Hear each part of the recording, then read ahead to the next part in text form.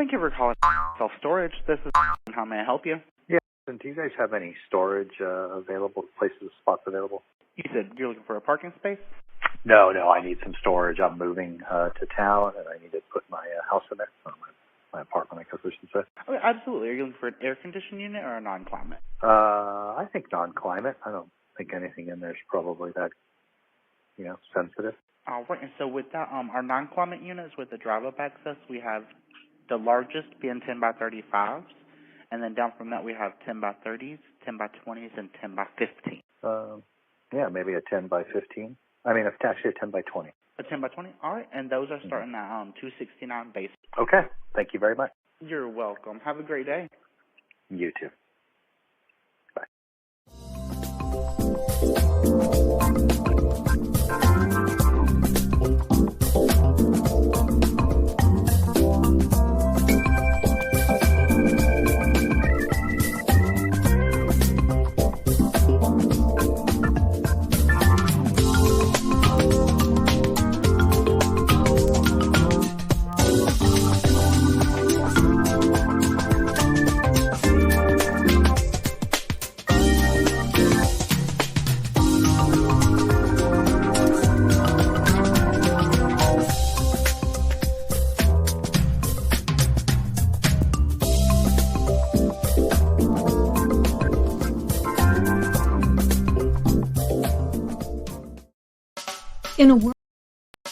In a world where brand experience is paramount, upholding your company's standards demands unwavering consistency in every location. At the SBOA, we understand the critical role consistency plays in driving your business's success. That is why we joined forces with MSI to introduce a revolutionary internal audit program tailored to meet the specific needs of your organization. Our game-changing audit program leverages cutting-edge technology and expert insight to bring you unparalleled accuracy and reliability. We know that success in this competitive environment is paved with adherence to operational requirements, and every company has its own standards along with state and local regulations to adhere to. So we've made our internal audit system completely customizable, all in a user-friendly app. The app enables on-site agents to collect real-time data and insights from their respective locations. This feature ensures that information is up to date and allows for quick responses to any issues or challenges that could arise. Our internal audit program also has advanced photo and video reporting capabilities. These visual reporting tools allow leadership to visualize non-compliant sites and gain a comprehensive understanding of the issues, with specific examples for clear context, which enhances communication and leads to faster resolutions. And it can be done with just a few clicks and the snap of a photo or quick video. And our program provides an in-depth understanding of each store's performance and challenges. This feature allows for a comprehensive assessment of how well each location adheres to operational requirements and brand standards, helping to identify areas for improvement. Are you ready to take your self-storage business to the next level? Explore our comprehensive suite of services, including internal audit programs, mystery shopping, and unlock your full potential. Contact us today to embark on a journey of excellence and success. 248-254-9000.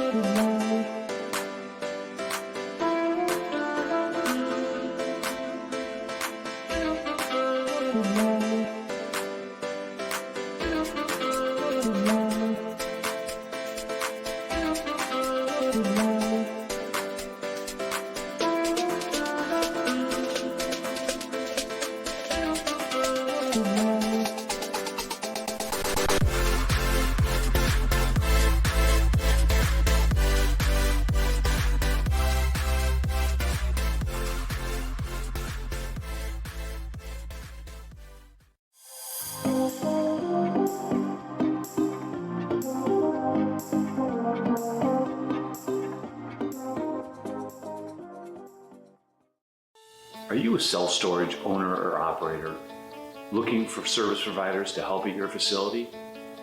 Well, the Storage Business Owners Alliance, also known as the SBOA, has you covered.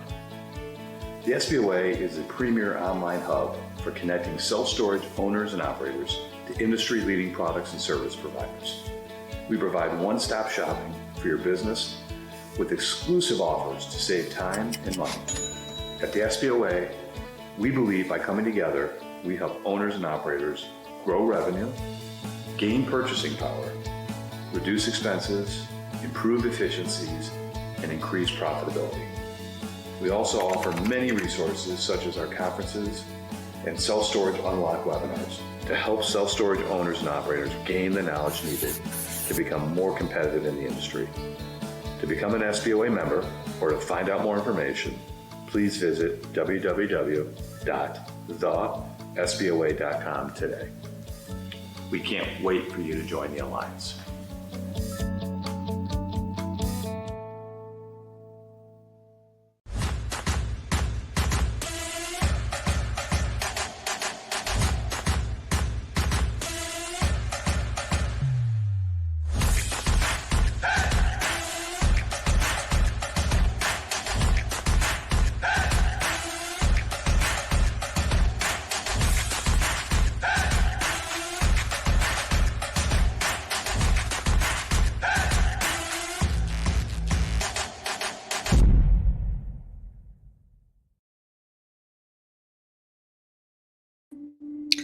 Good morning, self-storage industry, and thank you for joining us today for another episode of Self-Storage Unlocked.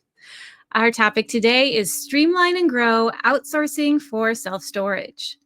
I am Iris Segan, the president of the Storage Business Owners Alliance, better known as the SBOA. Before we get started today, I do have a couple of housekeeping items to share with you. If you have questions for the speakers today, please ask those questions in the chat area. Some of you have already started talking in there. Let us know who you are, where you're from. Get used to using that area. We love to hear from you. And I will be popping in occasionally so I can ask the panel your questions. If for some reason we can't get to your question today, don't worry. If you're registered, we will get back to you. We have your registration information. So whether we have time for your question or not, we will make sure you get those answers. Also, we will be asking you questions throughout our webinar. You'll see poll questions pop up on the bottom of the screen there. You see the ticker, and we will also put those in the chat. So please take a quick moment to answer the poll questions in the chat when you see them, because that helps us get to know our audience better, and we do appreciate your feedback. So in an evolving self-storage landscape, optimizing operations while focusing on growth is key to staying competitive.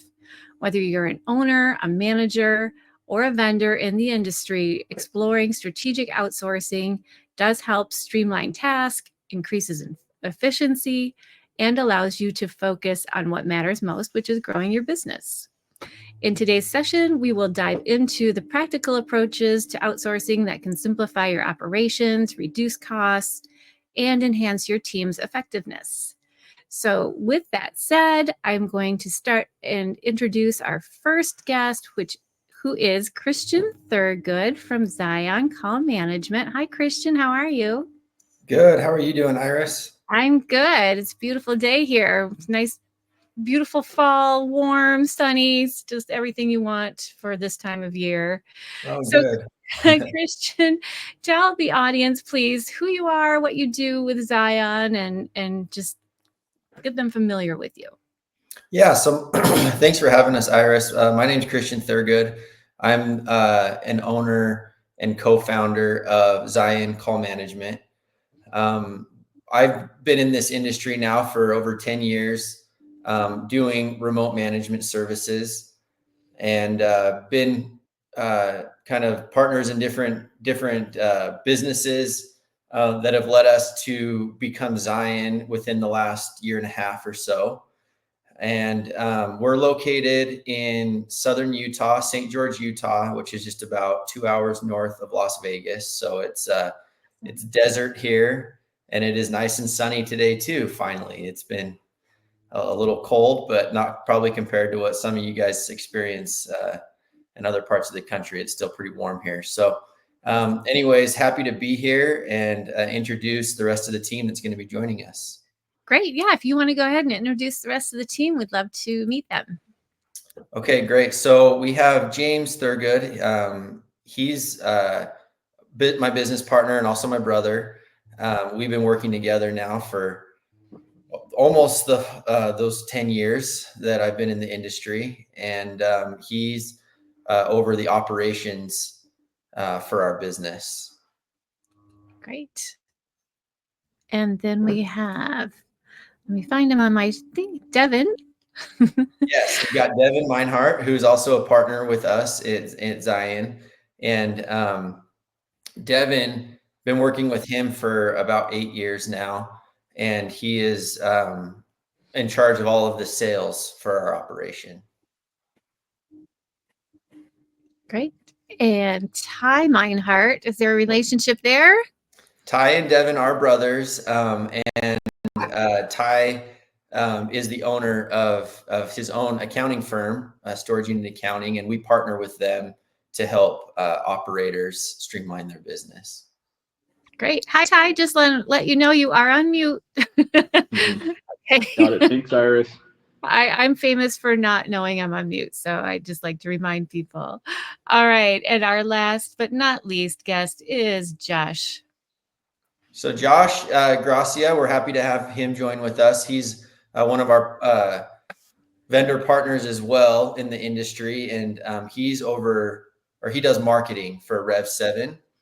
He's one of the owners of Rev7 Group, and he's been in the industry for about as long as all of us. So we've all been working together for a long time, and feel like we have a really good team here.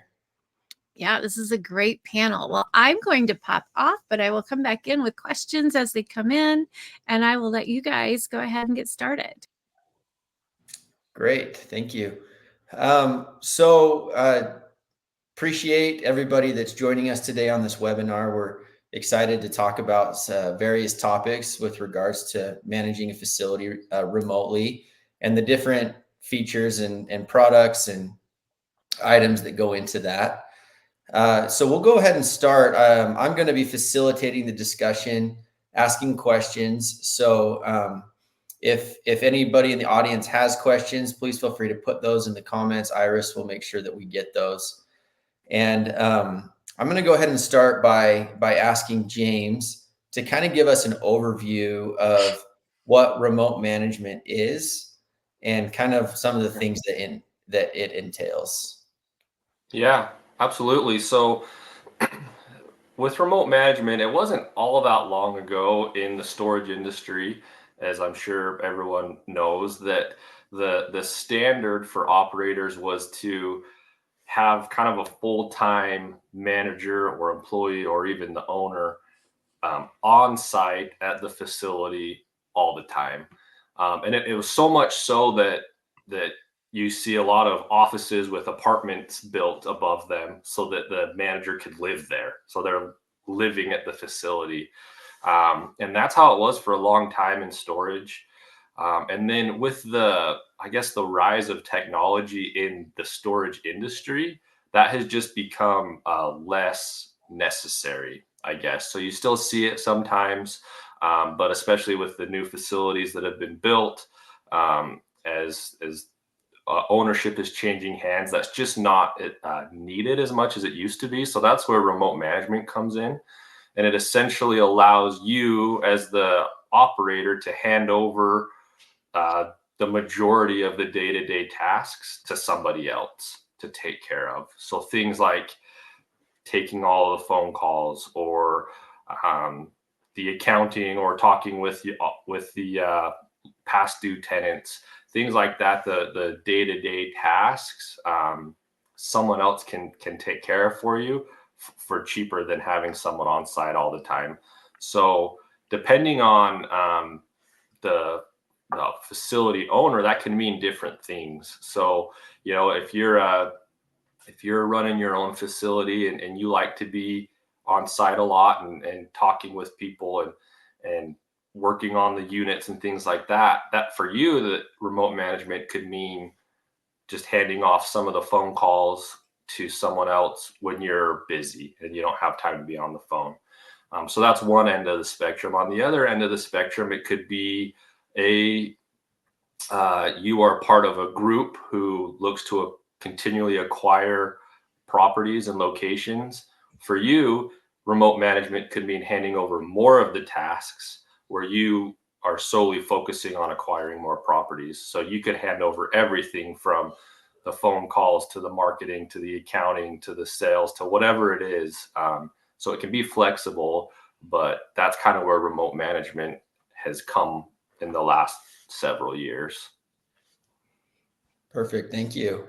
So to kind of piggyback off that, Devin, want to bring you in here and and just ask, as you're talking with prospective clients, what type of operator are you seeing more and more in the industry when it comes to people that are either buying or acquiring facilities? What are the things that they're looking for when it comes to needing to operate those locations once they acquire them? Good question. So in my tenure doing sales in self-storage, it's been interesting to see kind of a dynamic shift in the operator that we're working with and that we're seeing on a consistent basis. In the very beginning, it was interesting because we were talking to the mom and pop type owners, legacy storage owners that have been in business for 10, 20 plus years, and it's just been handed down throughout the family. And it was a lot of convincing of saying like, yes, you need a website. Yes, like marketing your business is important. Talking about the remote management practices that James mentioned.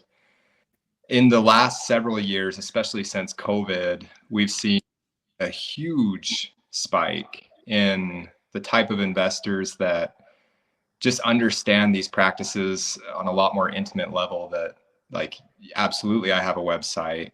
Is there a better website out there that is going to perform better? They compare and contrast remote management services from marketing to accounting to day-to-day management and answering phone calls. So I would just say that like those are the types of conversations that we're having more with operators now. Like they're a lot more in tune with the technology deck and the tools and resources that are at their disposal, and they're looking for options that will better increase their efficiency, that save on costs, that are going to have better customer experience for their tenants, and just give them that competitive edge as far as in their local areas as they set up a facility. Because I think everybody across the nation is feeling it, that storage facilities are popping up at kind of an unprecedented rate. And it comes down to your service offerings, the quality of those services, and like your ability to execute. And so everything that James mentioned, I feel like operators they're a lot more in tune with those. So it's from a sales perspective, it's kind of nice because I come into the conversation and I was talking to a guy that was brand new to storage yesterday, like first facility, and he rattled off 4 or 5 of the FMS platforms, facility management software platforms. And I asked him, I was like, well, it sounds like this isn't your first rodeo. He's like, well, actually it is. This is my first facility. I've just been a part of these storage groups like SBOA, and they're getting this kind of this education standpoint. So I would just say operators are coming to the table a lot more just in tune with the technologies at their disposal. Perfect. Thank you. So now I want to bring Ty in to the conversation. And Ty is in a unique position where he's able to bring a lot of buyers and sellers together in the storage industry, just through his connections of doing accounting, having access to financials. So one of the questions I have for you, Ty, is as you're seeing transactions happen in the industry, what type of savings, just general ballpark, are you able to see, or I guess recommend to the person that might be purchasing a facility from somebody else? What type of savings are they able to get by implementing some of these remote management services and practices compared to the traditional way of managing a facility? Yeah, great question, Christian. We're actually helping put one together right now where it's a storage facility that has just under 400 units, and they're spending just over $100,000 in payroll costs on an employee that sits there all day, on a full-time employee and then a part-time employee that they're paying to sit there all day, not really sure what they're doing there. So in some cases, it is necessary to have an employee at the facility. In this case, I think by utilizing some of these management services like the call center, like accounting, like marketing, you can get someone in there that better kind of knows what they're doing, that's more familiar with the industry, and are able to significantly reduce costs from $100,000 down to $30,000 or $40,000 a year. So there are some significant cost savings in utilizing some of these extra management services. That's super helpful. That puts it in perspective, right? From 100,000 down to 30, 40,000. I mean, that can make a huge difference on the bottom line for an operator. A huge difference, especially in today's market. I mean, pre-COVID era where you were seeing cap rates during COVID and cap rates before that at anywhere from 4 to 7%, but interest rates were down at 4%, 3%. The financing part of the financial statement was significantly less. And now where interest rates are a lot higher, it does make a huge difference on the bottom line and from a cash flow perspective. Yeah, that makes a ton of sense. So staying on the same topic of money, I want to kind of move over to Josh and ask some of his opinions and expertise here. You know, obviously the lifeblood of a storage facility is getting the income, right? In order to save the money that Ty is talking about, you have to make it first, and you do that by getting rent. Well, you know, Josh, tell us in your experience what the most effective way is for an operator to market or advertise their facility to try and get people to come in and rent units, especially with all the competition out there nowadays. Right. Yeah. The competition definitely has grown in the last, like Devin said, just to echo what he said, since COVID. It's amazing to see how many storage facilities have popped up, and just how the landscape of digital marketing especially has changed just in the last several years, and what used to work 8 years ago doesn't work now, and what's working now might not work in a couple of years from now. So currently I would say it really depends on a couple of things. One, your location. Where are you located? What facilities are doing around you as well? And two, where you're starting. Is it a brand new facility? Has it been a facility that's been established for a while? You've had a website out for a while. I think the most important thing, especially for digital marketing, is realizing that your presence online and the trust that you build with your reputation is probably going to be the most important thing for you. So when people see your facility online, that's great. They can find you. But if the trust around and the reputation around your facility is lacking, it's not going to make too much of a difference if they can find you. So that part of it, I believe, is probably going to be the most important, especially in today's market, with the competition, with storage facilities obviously being a hyper local business. Your surroundings mean everything to you. That is going to be kind of your key to get in getting those closed deals. So I would say building your website, being able to be found online through different strategies, whether that's SEO, which is obviously search engine optimization for like Google, Bing, and also when they find you online, having a built reputation that comes from your Google reviews, that comes from your website, having educational content, being able to find pricing online. That's going to be the most important, I believe, in today's landscape. Perfect. Thank you, Josh. So once we acquire, or as an operator, once we acquire a tenant, we obviously need to service that tenant, right? Keep them happy, and then it kind of comes full circle when you ask for their review, and that kind of snowballs into other tenants hopefully wanting to rent at your facility.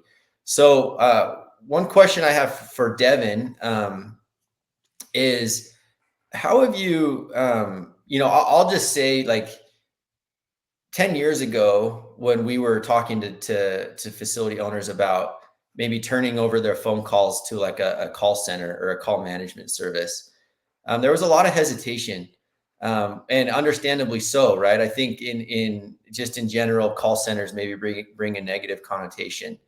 But Devin, in your experience, how have you seen that shift, that mindset shift from hesitation to really, people and owners getting serious about wanting to enlist a call center or a call management service to, one, get the rentals, and two, service those tenants after they've rented? Yeah, thanks, Christian. I would agree 100% with what you said as far as like a mindset shift. There has been a very tangible perspective change when it comes to having these conversations with operators. And I feel like the number one factor there is just the mindset of growth for their business. I think operators are starting to see that it is very necessary for them to kind of embrace some of these technology changes, even if it means handing off and outsourcing some of the practices of their business. And we have like a very real conversation with operators. Like in the beginning, like when I was first doing sales, I remember it felt like this Mount Everest of trying to convince the operator that we were going to come in and do just as good of a job as they would, if not better. And it was such a hard conversation to have. But this is a mindset shift that I've had along the way as well, and probably some maturing on my own. Is it in having these conversations now? It's not that we're going to come in and do a better job answering the phones and speaking to your tenants as you would, but we'll do a pretty good job, and they're going to get a professional experience. It's not going to be as if they were talking to you as the business owner. Like, there's just a level of authority and ownership that I feel like owners can speak to their own tenants, but that there's a sacrifice being made there as well. That if they're taking all of the phone calls, if they're doing their accounting and bookkeeping, if they're trying to figure out search engine optimization for dummies and watch videos on that, there's things that they're sacrificing by spending their time there instead of different ways to grow and scale their business. And so that's why these services exist at a professional level. Like, we can come in and scale the day-to-day operations for the business. Like, we won't be able to speak with the same authority and ownership as the business owner. But that being said, like, it replicates like a very close interaction to as if you were speaking to a manager. It's just not face to face, which I think a lot of people are accustomed to and might even prefer in this day and age.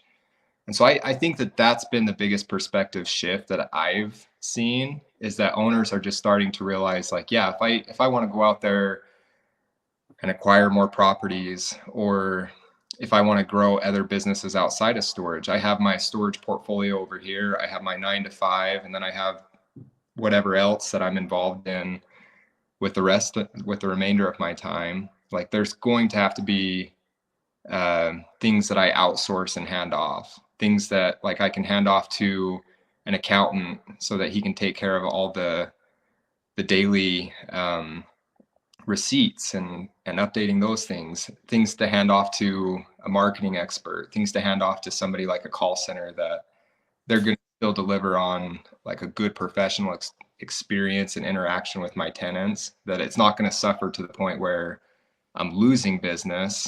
I'm still gaining business. My customers are having a good experience. Their needs are being met. And then I can focus my needs elsewhere. Christian, can I add something to that, to Devin's comments? So, since Devin talks to the operators and gets them in the door, right? My experience then is I'm kind of on that next step where I speak to the operators once they have handed over some of their operation to remote management partners. And what I'll say is that the facility owners can still be as involved as they want to be. And so I've talked to operators firsthand where that range all different aspects of those extremes. So I'll talk to owners that they don't want to hear from us unless there's a fire, right? But then we'll talk to owners that they want to hear from us quite a bit. They still want to have a good pulse on their tenants and what's going on. And I think if you have good remote management partners, if you're working with good partners, you as the owner can still be as involved as you want to be. And so while Devin gets them over that initial hump, or maybe they're a little bit scared to get some help there, I've witnessed firsthand that once they're there, they can kind of relax because they can still dictate how things are being run. That makes a lot of sense. So while we're kind of on that topic, I want to ask you, James, I think initially you or Devin had mentioned something about management software, different management software platforms. And, that's obviously picking a management software platform is really, it's really important and it's necessary to have, especially if you want to manage your facility without being on site all the time. And there's a lot of different management software platforms out there. So the question to you is, how does a management software platform or choosing one affect who or how they choose who's going to manage the facility and a remote management? How does that work together? Yeah, no, that's a great question. And I think that has kind of changed a little bit in the last few years too. So like you just said, there are a lot more management software platforms today than there was 3 years ago. And so it is a very important choice now that you have so many options. What I would say in talking with operators is look at what your facility has, what you need help with, and then ask those questions to the facility management software. So for example, a lot of the popular ones will be able to handle all of these things. But for instance, if you have a gate at your facility, can the management software talk to my gate? Can it give codes automatically when people rent units? Can it lock people out if they're late paying? Can my manager or whoever's helping manage, can they open the gate from within the software if someone's having trouble? That's one aspect of it. The other aspect, or another aspect I would say, is something like maybe as a facility operator, you offer tenant protection program or insurance plans to your tenants to kind of curb your liability and to protect the tenants. Is that built into the software so that can be invoiced and collected seamlessly? You can submit claims that way. So those, that's another thing that maybe some might not think about up front, but that can be really helpful. And then obviously things like kind of Josh was mentioning, but being able to, if someone wants to go online and rent a unit that way, or make payments that way, or does my management software speak to my accounting practices, whatever I'm using for that, does it talk with my accountant? And so financials are easier. So those are some of the additional things that I would look for or ask about, on top of the obvious need of, are you housing my units? What's available? How much does it cost? Things like that. So that's super helpful. So now to piggyback off of that, just one more question for you. If, let's say, an operator chooses a management software platform and they decide to go with that, how does that affect or integrate with a call center or a call management service? If they want to enlist a call center to help with answering the day-to-day calls, how does that call center integrate or talk with the management software so that they are able to see and know what's going on a day-to-day basis? Yeah. So, being in that vein for so many years, obviously we've gotten to know some of the different call center or call management teams out there, and most of them do it, well, I guess a couple different ways. So depending on the call center you go with, sometimes they will just like log in directly to whatever management system or software you have chosen. And that's okay if that's like the only software that call center is used to working with. But if you're working with a management company that's a little more established, maybe they might be answering phone calls for several different FMS platforms. And so what we've done within Zion is we've created our own proprietary software that speaks directly to the different management softwares via the API. And so for our call agents, when a call comes in, that the agent doesn't even know or have to know which management software that facility is using, because it looks the same for them. So the agents don't have to be trained in all these different systems and softwares. It looks the same for them. It's a very uniform system, no matter what management platform the owner is using. And that just kind of cuts down on user error, human error, and it just makes it a better experience for the customer. So that's a good question. I would ask how the call center is able to tap into your management platform. Perfect. Makes sense. Changing directions a little bit. Let's turn over to Ty again, and want to ask Ty kind of, well, obviously an accounting question, but once somebody builds or buys a storage facility, obviously they need to think about how they're going to operate that location. But there's a lot of stuff that has to happen on the back end too.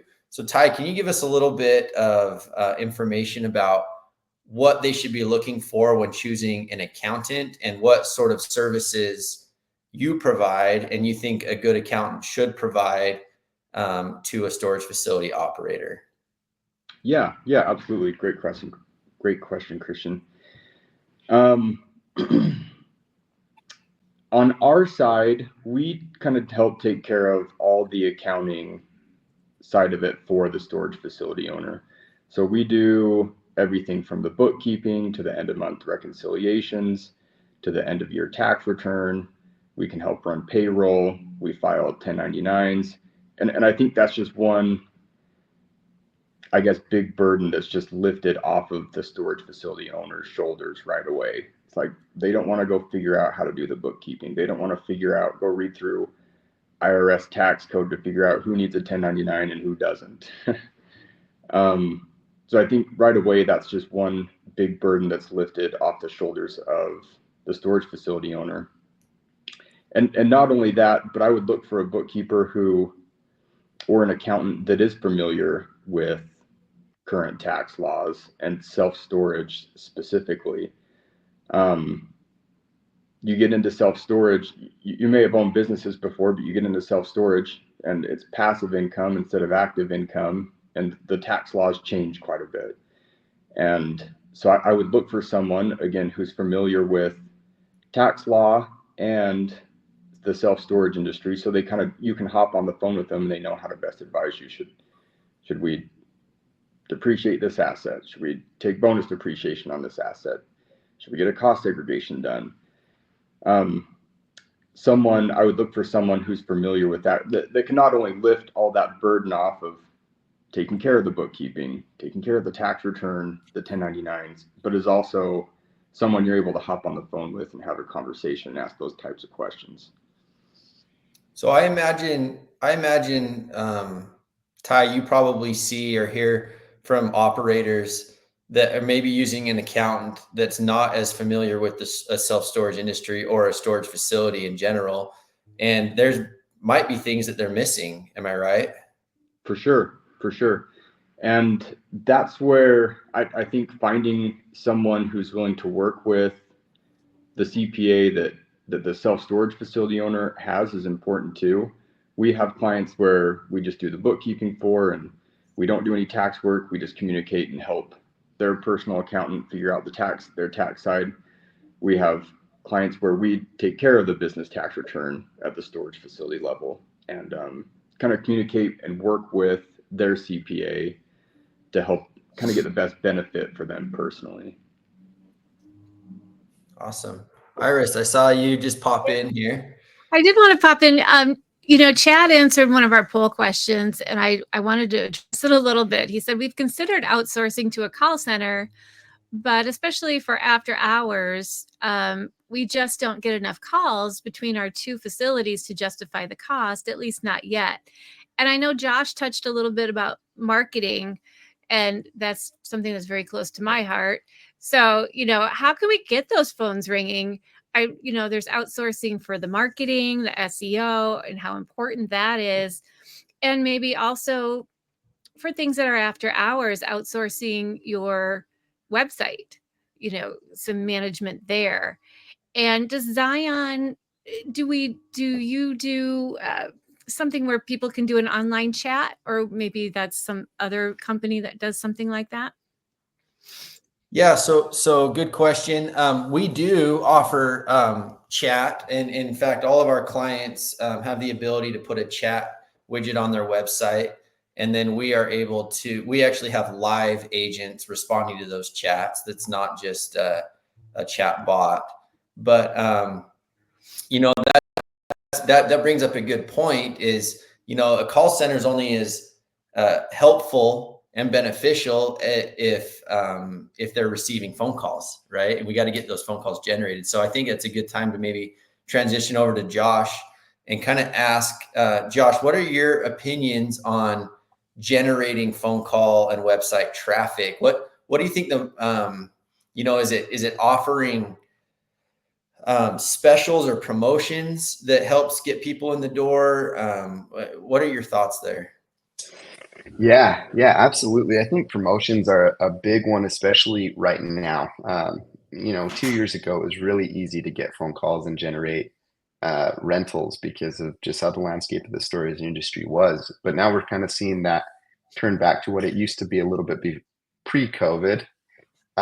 So yeah, absolutely. I think generating phone calls comes from being found online. You got to be able to be found first so they can, one, get your number or hopefully take an action online, whether it be chatting with somebody or renting online. And two, once they find you, having that phone call, on your end where you're able to actually talk with the person and close the deal is kind of something that people don't see. I work with a facility where they don't want people to rent online. all they want is for them to call, because they know when people call them, they're going to be able to, the call center that they work with is going to be able to close them, 80 to 90% of the time. So getting somebody on the phone is super important. And with promotions right now, with the competitiveness of storage industry, that's kind of how people are going to call. They see, okay, the pricing is good, it's competitive, they're also offering this promotion, let me give them a call and see. And once they talk to that person, they build that trust, they're going to take that action for the rental. Yeah, exactly. And we have a program, SBOA has the mystery shopping program where we can monitor, the calls that you get in, or we can actually do personal shops where they actually go into the facilities just to make sure whoever is answering those phones is getting the answers that you want, or they're asking the questions that you want answered. That can be tailored to your business, but you want to make sure you have those follow-ups where we've actually even done just in audits of the website where we found out that people were going onto the website, signing up, to get more information, but there was a disconnect within the website. So no one was getting those emails to find out someone was asking a question. So sometimes it's just a matter of getting, I would say sort of an audit or a mystery shop to make sure everything is running the way that you want it to. Yeah, that's a really good point, and I totally agree with that. That, I think that comes back to having trust in who you have manage your facility, and being able to still have that transparency that I think James was talking about, and knowing what's happening and going on at your location, but not having to micromanage it necessarily, because you want to be focusing as an owner on other businesses or other things. Yeah. So Josh, to kind of piggyback off of that, the promotions is like a quick way to hopefully get people in the door. You had mentioned, being found online or search engine optimization. Can you kind of give us a little bit of context in how long that takes and when someone could start expecting to see traffic and results from that? Yeah, absolutely. I think you actually brought up a good point earlier with your question on like what works best for storage facilities, and the answer is it could be a variety of things. What works best for a facility I handle here in locally doesn't work for the facilities I handle in Indiana. So it's kind of finding that one thing that does get people into the door. I will say this, search engine optimization. And for those who don't know what that, you probably hear it all the time, SEO, as the storage industry is getting a little bit more familiar with the digital marketing terms, but being able to be found on Google is going to be your long-term play. However, like you mentioned, Christian, that may take time. It does take a little bit of time to build trust with Google search engine, following what they deem, relevant to what you want to rank for. So when somebody makes a search like self-storage facility near me, you want to be present, but that does take time for Google to actually recognize you, build that trust, and actually want to put you at the front, because they know the people that are searching are going to find what they're looking for. And I will just interject quickly. Google, their rules are ever changing, right, Josh? Right, so absolutely. That's where having a professional company comes in, because as a business owner, trying to keep track of all those changes is mind-boggling. Right. It's ever changing. I mean, 2 years ago, Google had a big update where you had to have a secure website. It's called an SSL certificate on your website. And those who didn't have those SSL certificates, their website wasn't showing up on Google's network anymore. And they were kind of scrambling on how to figure that out.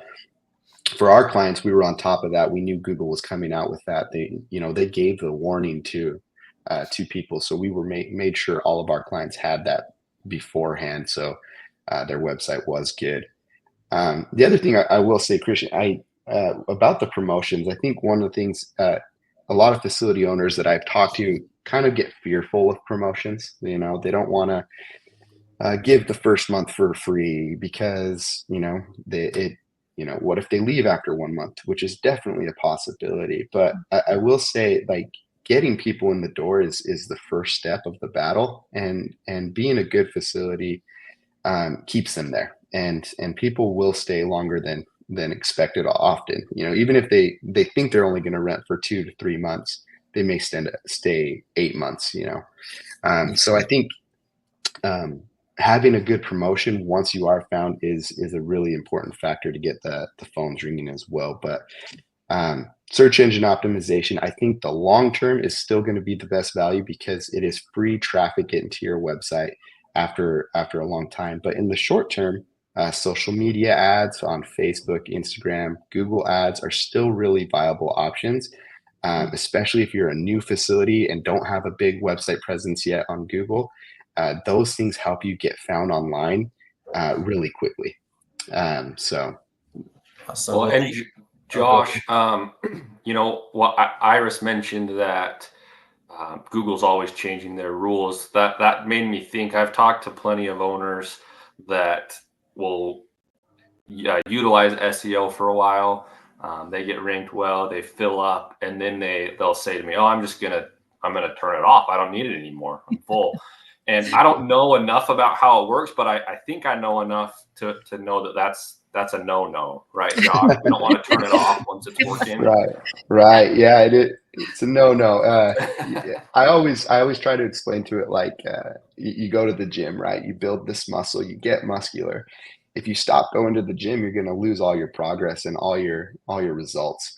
And it might take a little bit for you to lose those results, but you will end up losing those results. So even though you cancel SEO and, you know, 2 months, 3 months down the line, you're still like, hey, see, it's still working. I'm doing well.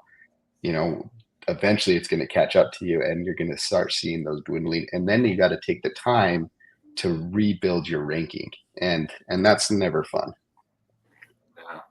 Especially when you were ranked number 1 before. That makes a lot of sense. That's a good comparison, Josh. I like that. Yeah, it's a good analogy. Definitely. Yeah. I do want to go back. I appreciate Chad asking this question and Iris kind of bringing it up.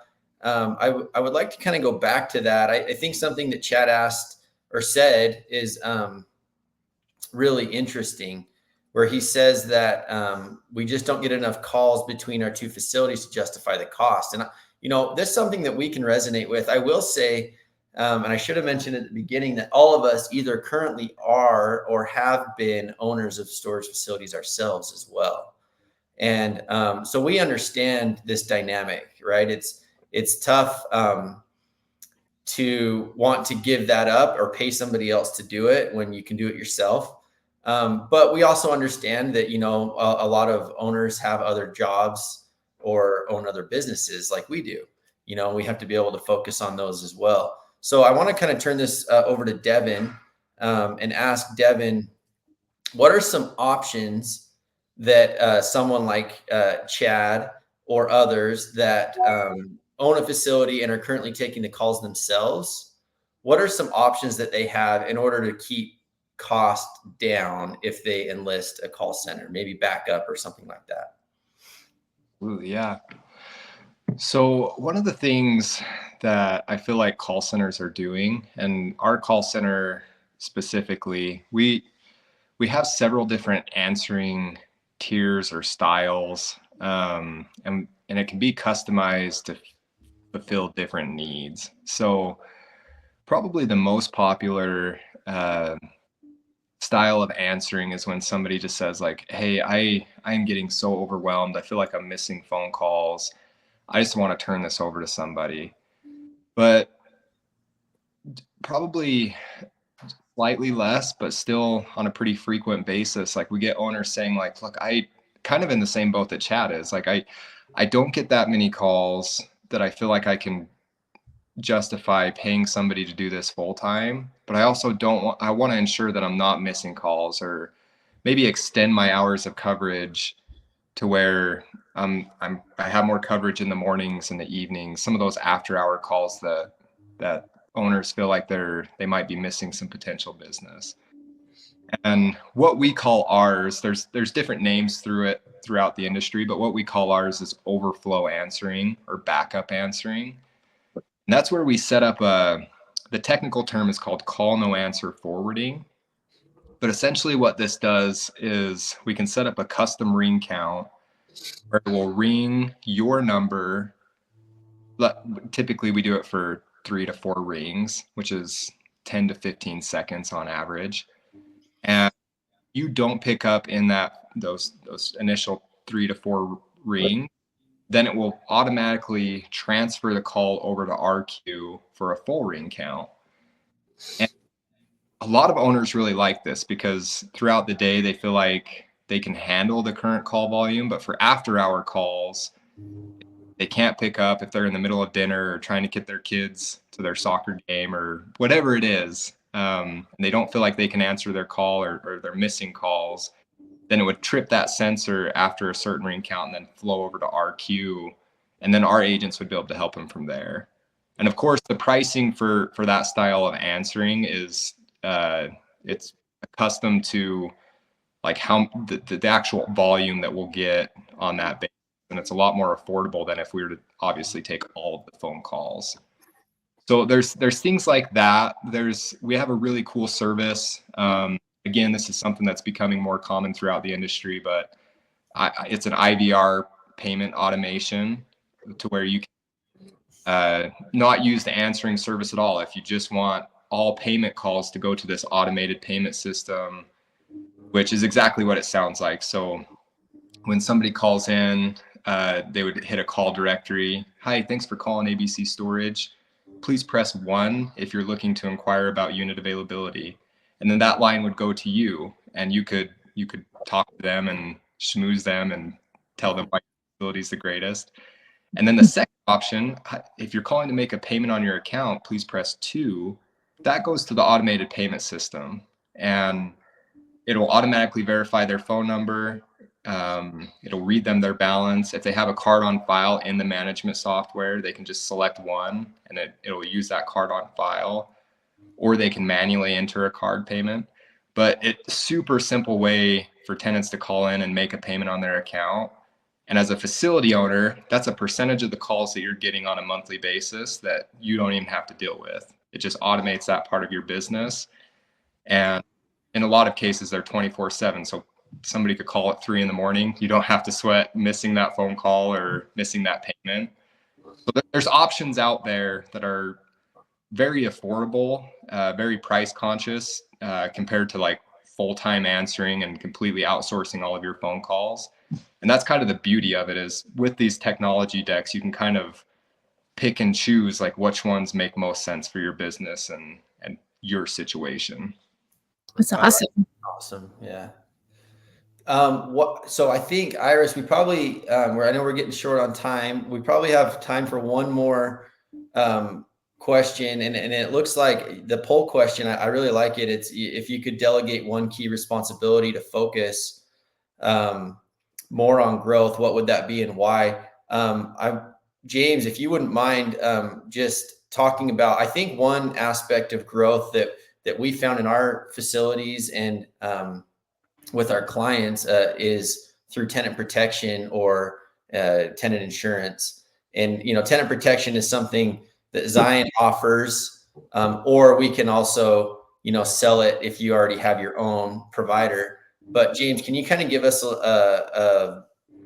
an idea of what tenant protection is and why it can help with your facility growth? Yeah, absolutely. So, being in this industry for a while, we have offered several different products or ancillary services, and I believe in all of them. But I will say that I have never seen a product make an owner more money as fast as tenant protection. And I recognize that it's not all about the money, right? That But one reason that I think that we believe in it so much is it's good for the owner and it's good for the tenant. You know, I have talked personally to owners and tenants who have had their unit broken into and they needed to file a claim, and they got money because they had this really cheap monthly tenant protection plan. But watching the numbers of you know, as the facility owner, as their tenants are protecting their things for a really small fee each month, $9, $10, $12, whatever it is, on top of their monthly rent, the revenue for the owner for not having to do anything, it blew my mind, and it was the fastest revenue generator that I have seen since being in the industry. Yeah. Yeah. And of course, SBOA has SBOA tenant insurance also. We don't have protection, but insurance. And we see the same similar. numbers. You know, I can't speak to the differences, but you probably could. I'm not an agent, but we do have shareholders who are doing really well. And of course, it also gives that extra layer of protection and peace of mind to the tenants. So, you know, something that's very important, whatever you do. And is protection available in all the states, James? Yeah. Yep. Yep. And like you said, there's some differences, and one might be better for an owner than another. Absolutely. But it's the same idea where it's protecting the tenants and their things and their interests. And it's also protecting the owner's liability, and it's also making the owner some money. So right. Yeah. We could probably do a whole webinar just on the differences between protection and insurance. So yeah, that's our next one, Iris. Yeah. Believe me, the wheels are already turning over here. I'm looking at my 2025 schedule, and I would love to do that. And actually, David over at our tenant insurance division and I have talked about maybe doing a panel like that at some of the national shows. And you guys would be great to bring on so you can discuss the differences, you know, in front of an audience so they can really ask those questions, because I'm still shocked at the number of people who are offering nothing. Like at least have something, whatever it is. Look at the differences, look at what works for you, and offer it for two huge reasons: money, easy money, and peace of mind. Like that's something everybody should be doing. Absolutely. Well, thank you for having us on, Iris, and thank you to James, Devin, Josh, and Ty for joining us as well. I appreciate the content that everybody provided. I feel like it's, you know, been super valuable, especially to those that are maybe new to the industry or just looking to buy or build, or you know. So we appreciate everybody's input, and we appreciate you hosting us, Iris. Well, thank you all for coming. I'm going to go ahead and take you off stage, and I'm just going to go over a couple of upcoming events. Before I take you guys off stage, do you have a booth in North Carolina, Michigan, any shows coming up that you wanted to share with people? We don't have anything scheduled coming up. We were just in Texas. Yeah. And so you might, you know, if you're joining the webinar and you recognize the name, we were there. We for sure will be in Vegas in the spring. So yeah, thank you. All right. Well, have a great week, you guys. And thank you for coming. I'm going to just take you off screen and go over a couple of things. Thanks everybody who came in to share with us. Thanks, Chad, for your question. Definitely, there was a lot of layers to that we could touch base on. And I'm sure when you have a question, other people have the same question. So I do want to let everyone know we will be back in 2 weeks on Thursday, November 21st. And again, at 11 a.m. Eastern Standard Time. And at that time, we will be talking about insurance laws and liens. We'll also be touching on property insurance, not just tenant insurance. And SSA has a new legal panel that we want to talk about. So they'll be coming on to discuss that with you as well. If you are in North Carolina for the show there today, please be sure to stop by table number 29. You will see Aaliyah Drew, our marketing manager, and Brittany Rising from SBOA Tenant Insurance. And Brittany can talk to you a little bit about some new products that we're rolling out. Like I said, property insurance, commercial. And if you'll be in Michigan next week for the show, please come and say hello to me. I will be there.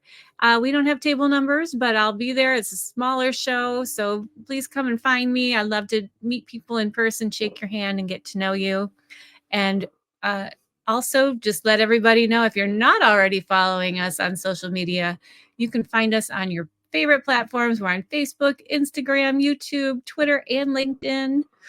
And if you have any suggestions or topics that you would like to see covered on Self-Storage Unlocked, please email those to me. It's iris@thesboa.com. Have a great rest of your afternoon. We look forward to seeing many of you virtually in 2 weeks, and in person if you're going to be at the shows. Thank you for calling Self-Storage. This is how may I help you? Yeah. And do you guys have any storage available, spots available? You said you're looking for a parking space?